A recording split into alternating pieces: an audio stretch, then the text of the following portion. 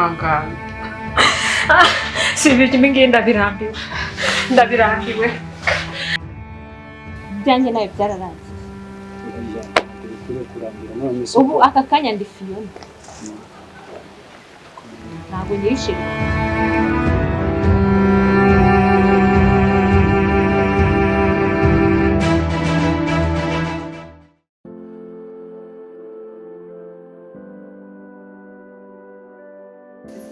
Esa.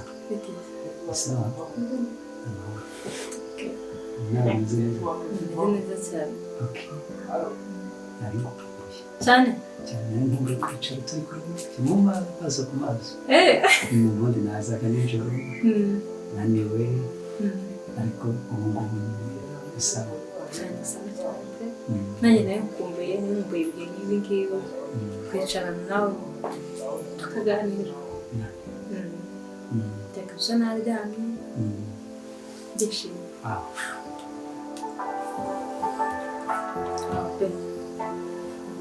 sinashaka iki twikomereza ishiri bikorera atatu oya bya mwihorere kariho ntabwo yatuburiza kwikomeza kwishimana ariko aragukeneye oya nagende niwe nkeneye cyane sibyo se wese ukunda cyane niwe mbagurira guhereza umuntu mu wose abandi abari inyuma akoze ukunda nkunda cyane akosana umuswa yanditse oya mwihorere ese wafashe telefone oya mwihorere ese ko ujya udafata telefone ubundi sura manone gusa urabona wowe nahereza agaciro telefone nkima wowe shiri wanjye nese ubundi ura manone ninde ura guhamagara adakora telefone abagisa atanditseho umuntu akazi akaragukeneye no ku kazi kandi yaba atari ku kazi yagukeneye aya masaha arabizi ko natashye ntabwo akwiriye kuba mpamagara ubizi se ari amasaha yo kuguhereza umwanya ubizi ndakubwira ubizi ngambwira ko akaririmbo ndirimbo gasaba tugifiransa Kaira Beyutse akwimwe ndo kuhamagara bebe nyemera amufata oya mwihorere oya ahubwo numvishare message banyohereje kuba bari yusoma wagumwihoreye oh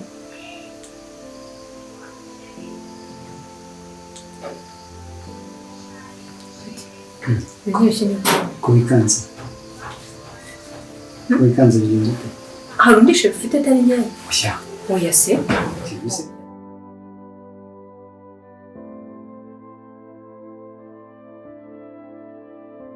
jewe cyari minsi 10 tumaranye ko none se ubikuye oya asomye message ho none se ninde kwandikiye gutyo none se urabona oya sheri oya nago byava urabona hari ikintu kidasanzwe aravuze ngo oya gahunda ngo turaza kuyikora ryari gusoma oya sheri oya gahunda turayikora ryari gwese ngo turayikorera he none se ubonye hari ibindi birimo none se ubonye hari nago bifamu ako se ubu obse muyu koko Amanda ibi bintu iyi message yanyoherereje koko ntazi ko namusezeye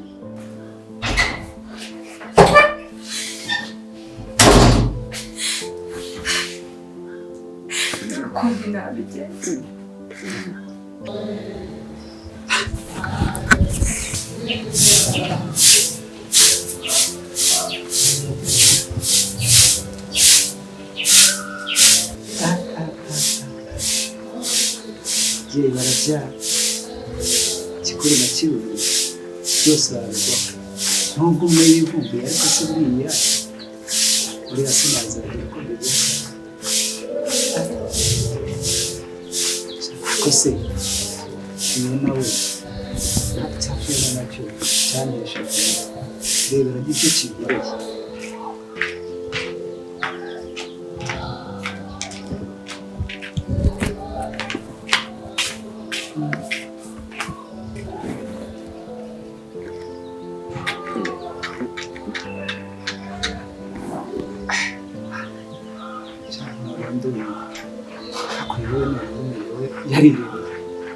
teka undi shaka neza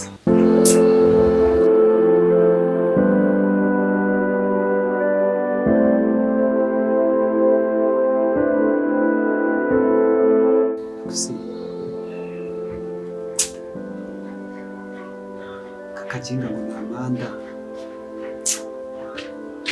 Iyi message koko wayohereje iki?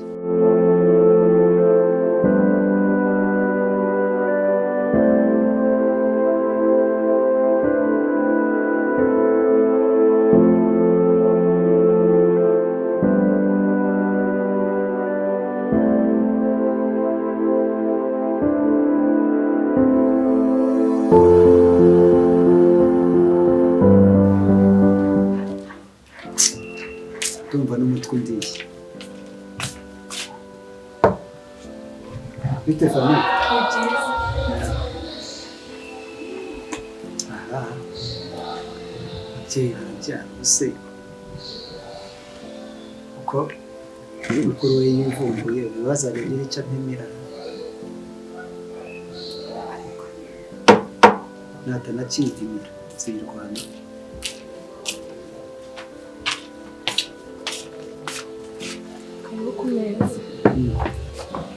Mukuru wawe ari heza. Mubwire aze tumusangire. Simba nawe dutegure turi babiri se. Mubwire aze dusangire.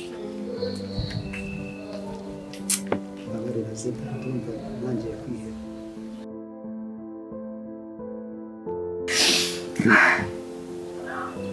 Mana kuni nabigenze.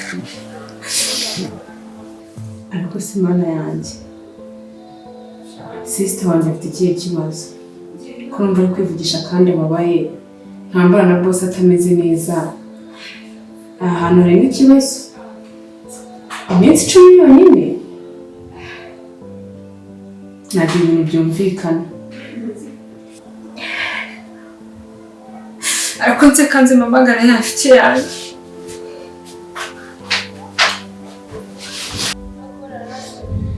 Alo? Ama, bite? Twari dukumburanye we, ntuze bityo. Ntabwo meze neza.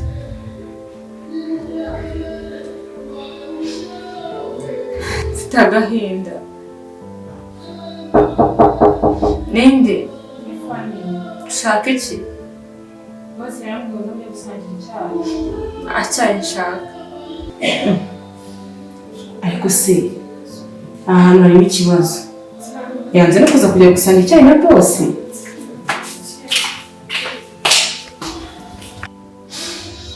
Mva mfite agahinda.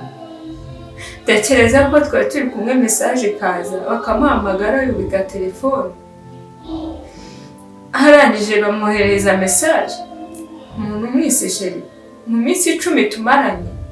Cyama mfite agahinda gakomeye cyane. Hana yanjye. Yosefi, wakweruye ukava mu cyumba ukamuharugara akajya ariko kuza gutesha umutwe. Shama urakoze cyane. Urakoze cyane. Ungira inama nziza. Ahubwo ikamureke nshaka kuntu ntunganya icyumba. Kuribe wamuharugari akajya ariko kuza gutesha umutwe. Kugira ngo umugabo aguteshe umutwe. Ubu jyewe rero kwa kumba ndi single mbona ko nta bintu by'abagabo byantesha umutwe. So, akuma. Iminsi 10 yonyine nkaba nadukanye n'umugabo.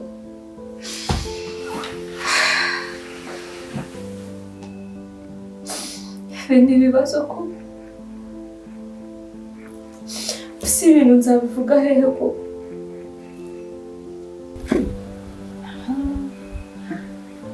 Tarurangije pe.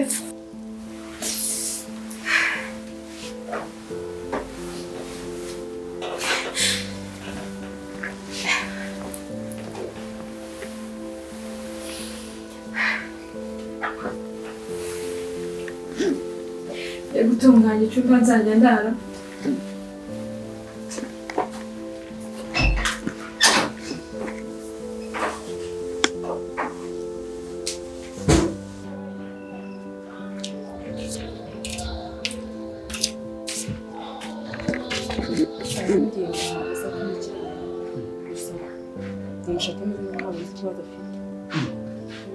Cyamugendekeye tese. Ntabwo yakubwiye se?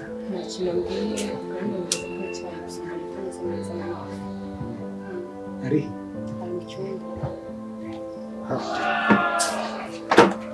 ko bikunda no sinjye